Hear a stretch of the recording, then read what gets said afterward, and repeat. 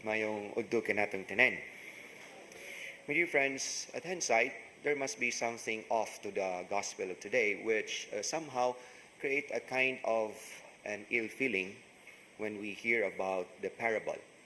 It might be causing pain in our hearts that there is something that has been committed and an unjust act against the laborers on account of the landowner of the vineyard in today's story.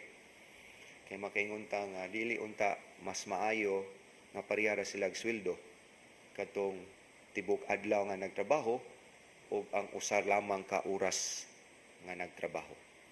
If we try to situate ourselves within this kind of situation, we feel also the same kind of an ill feeling on behalf of those who work so hard for the whole day because they receive the same wage with those who just work for an hour. And yet the story is not supposed to teach us social justice, nor it would teach us of what is the just wage. And yet it goes beyond to that. It presents to us the kind of knowing the very heart of God. The story invites us not on the peripheries of the social teachings of the church, but bringing us into the very foremost, the innermost, the deepest recesses of the heart of God, who is so generous. And that is why an account here of the landowner that, are you envious because I am generous? Kay wa man sad siya gitikasan, kay they all agree to receive the usual wage for a day. And yet here it tells us about God who just wants to share his wealth to his people. Not more of a God who is asking us to work in order for us to receive a pay. But this is a God so generous that he is just wanting to share his riches, to share his wealth, to share his divine life, and opening his very life for us to share with it. Ug mao kini ang parable karon sa tuang ebanghelyo. Ang Ginoo nagpaila kanato ngayon ana siya ka manggihatagon. Nga naman di mo trabaho basta swelduan lang tamo, no? Mangita tag ingon aning kumpanya kay una gyud ko mo apply ini, no? Nga bahalag mo trabaho mo diha or di basta ang importante nga makasweldo ko ninyo, makahatag ko ninyo, bahalag alkansi ko. And this is the kind of the heart of God. That at the end, we only receive the same wage, and that is eternal life.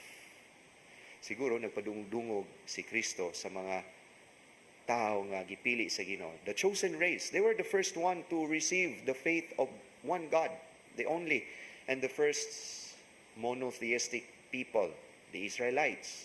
They were the first ones to be called. Unya ang katong uban nakumberter lang, katong uban siguro nakadungog sa Ginoo wa nagpuyo sa kinabuhi nga Dios noon, unya panahon sa departure area nausab ang kinabuhi, nausab ang timpla, nangita na Ginoo, no? Siguro nakaamgo nga after all it is all about God. And therefore we all receive the same wage of eternal life. Mo gid mingon ang Ginoo, kamo dugay mo nakaila Ginoo sa tibok niyong kinabuhi, mas langit pa nga langit ang inyong padulngan. O kamo nga tiguang na, hapit na nangamatay, o napa mo nakailaw Ginoo, mas less nga langit ang inyong adtuan sa langit.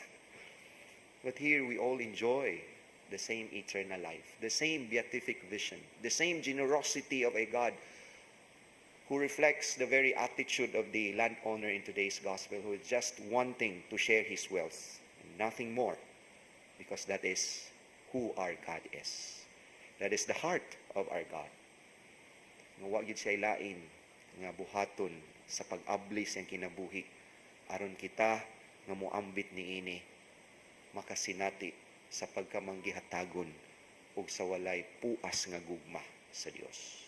And therefore we continue to search for that. We continue to find the ways that would lead us to the heart of God, so generous, so loving, that he wants to empty himself in order for us to receive eternal life. Amen.